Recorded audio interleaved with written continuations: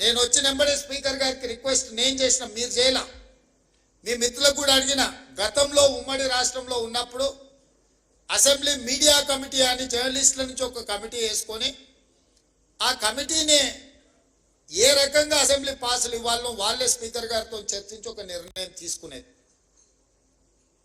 ఈ మధ్యలో మేము అనుమతిస్తే ఒకే పత్రికకు, ముఖ్యంగా పొలిటికల్ పార్టీ ఓన్డ్ మీడియా, రాజకీయ పార్టీలు వాళ్ళ విధానాలను చెప్పుకోవడానికి ఒకప్పుడు పత్రికలను పెట్టుకున్నారు. అంటే సిద్ధాంతపరమైన వైరుధ్యాలు ఉన్నప్పుడు సిద్ధాంత భావవ్యాప్తి కోసము ఆనాడు రాజకీయ పార్టీలు వాళ్ళ సిద్ధాంతాలను ప్రజలకు వివరించడానికి, ప్రజల్ని ఆ సిద్ధాంతం వైపు ఆకర్షితులను చేయడానికి, ఆ సిద్ధాంతం ద్వారా సమాజానికి మేలు జరగడానికి ఆనాడు రాజకీయ పార్టీలు పత్రికలను పెట్టుకున్నారు.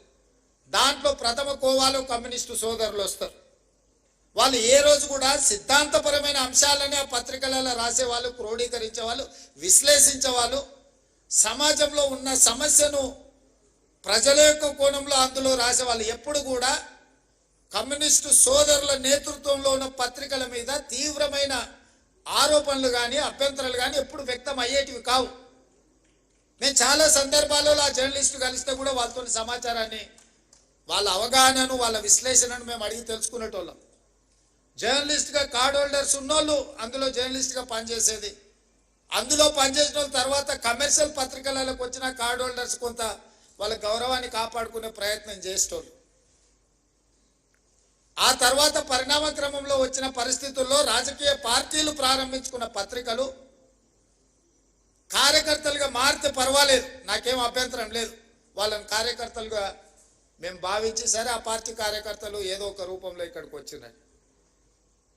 కానీ ఉన్మాదంతో ఎట్టి పరిస్థితుల్లో ప్రెస్ మీటో లేకపోతే అక్కడ జరుగుతున్న కార్యక్రమాలని డిస్టర్బ్ చేయాలన్న ఆలోచనతో వ్యవహరించే పరిస్థితులు ఈరోజు వచ్చినాయి. దీన్ని మనం ఏ రకంగా ఎదుర్కోవాలనో మీరు చెప్పాలి. ఈరోజు సమాజంలో కొత్తగా వచ్చిన సమస్య ఇది.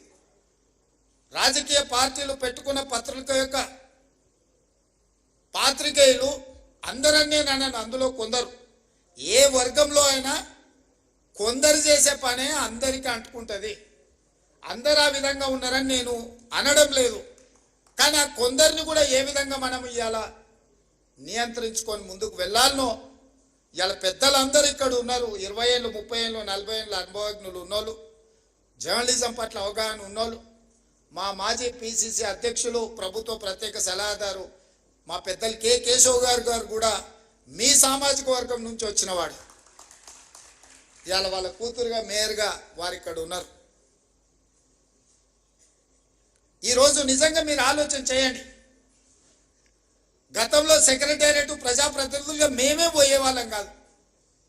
ఇవాళ సెక్రటేరియట్లో ముఖ్యమంత్రి కార్యాలయానికి జర్నలిస్టులు వచ్చి కూర్చొని, అది చిట్ చాట్ కావచ్చు, లేకపోతే ఇంకేదైనా విషయం కావచ్చు, లేదా పత్రికా సమావేశాలను కూడా సెక్రటేరియట్లో పెట్టి మిమ్మల్ని అందరినీ పిలిచి ప్రభుత్వం అధికారిక కార్యక్రమాలను అక్కడి నుంచి మీరు రాసే విధంగా ఈరోజు మా ప్రభుత్వంలో తీసుకొచ్చిన మార్పు, ఈ మార్పు మీకు చేరిందనే, ఈ మార్పును మీరు గుర్తించిందనే నేను భావిస్తున్నా. కానీ ఈ మార్పు సమాజానికి నష్టాన్ని, మా కష్టాన్ని తెచ్చేదిగా ఉండకూడదు.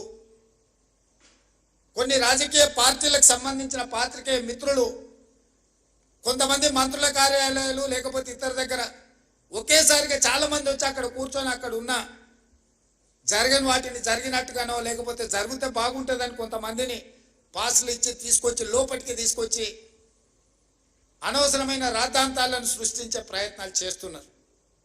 మరి ఇట్లాంటి వాటిని ఎట్లా నియంత్రించాలనో మీరే నిర్ణయించి మీరే వాటిని ఏదో ఒక రకంగా ఒక కొలిక్కి పట్టుకురావాలి. అసెంబ్లీలో పాసులు ఇచ్చినా కూడా అవసరానికి మించి వాళ్ళే వచ్చి ప్రెస్ మీట్ పెడితే కూడా గుర్తింపు పొందిన జర్నలిస్టులకు కుర్చీ దొరకదు. వాడు యూట్యూబ్ అంటాడు, వాడు ఆ ట్యూబ్ అంటాడు, వాడు యూట్యూబ్ అంటాడు, వాడు వచ్చి మొదటి సీట్లలో కూర్చుంటాడు. వాళ్ళు ఏం అడుగుతారో వాళ్ళకి మేము ఏం చెప్పాలో మాకు అర్థం కాదు. ఇది మాకే కాదు, మీకు కూడా. నాకు తెలిసి ఒకప్పుడు నేను చాలామంది జర్నలిస్ట్ మిత్రులు నాకు ఉన్నారు. సీనియర్ జర్నలిస్ట్ రాగానే లేచి కూర్చొచ్చి వీళ్ళు వెనక్కి పోయి కూర్చునేటోళ్ళు. మేము పత్రికా సమావేశం పెడితే కూడా ఒకవేళ డెస్క్ ఇన్ఛార్జ్లో లేకపోతే మీ దాంట్లో సీనియర్ జర్నలిస్టులు వస్తే, వేరే సంస్థకి సంబంధించిన జర్నలిస్ట్ వస్తే కూడా లేచి జూనియర్స్ లేచి ముందు వరుస వాళ్ళకి ఇచ్చి వీళ్ళు వెనక్కి పోయేటోళ్ళు. ఇప్పుడు విపరీతం ఎట్లయిపోయిందని అంటే అసలు కంటే కొసరోళ్ళది ఎక్కువైపోయింది. ఎవరిది ఏ ట్యూబో తెలుస్తలేదు మాకు.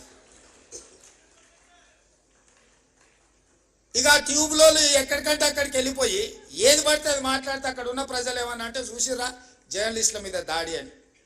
జర్నలిస్ట్ అనే పదానికి డెఫినేషన్ ఏందో మీరు డిసైడ్ చేయండి. మేము ఎవరిని జర్నలిస్ట్గా చూడాలో మీరు చెప్పండి. ఎవరు దోస్తే వాడు ట్యూబ్ పెట్టుకొని ఆ ట్యూబ్లో పెట్టుకొని వాడు మెడలో పట్టేసుకొని మెడలో ఇది కట్టుకొని వాడు నేను ట్యూబ్కు జర్నలిస్ట్ అని బయలుదేరితే వాళ్ళు వివరించే విధానాన్ని బట్టి ప్రజలు వ్యవహరిస్తారు. ఏది పడుతుంది మధ్యలోనే అడ్డం దొడ్డం మాట్లాడి ఏదైనా ఏమన్నా అంటే చూసిరా జర్నలిస్టుల మీద